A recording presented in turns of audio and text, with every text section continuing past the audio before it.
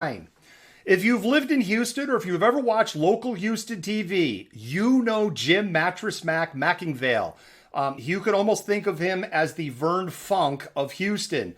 McIngvale became nationally famous in 2005 when he opened up his 3 furniture stores as emergency shelters for Hurricane Katrina evacuees. During a time when Houston wasn't very welcoming to Hurricane Katrina evacuees because they were a little too black. Yeah, I'm calling you out, Houston, on that. Well, he's done it again, opening up his stores as warming centers and shelters. His 3 furniture stores are accommodating 300 people nightly, following COVID social distant rules, and he is feeding over 800 people daily. Mattress Mack has invested in generators, 15,000 gallons of diesel fuel, porta potties, food trucks, and sanitation stations. He had to get those because the pipes are all frozen in his stores. No one in need is being turned away, either for a place to sleep or just to get warm.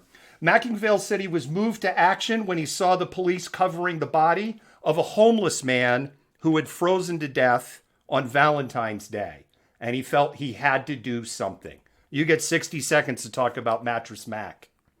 So when you sent this to me earlier, you're like, this is such a great story. Have your tissues ready. And I was like, whatever, I'm tough. I can handle it.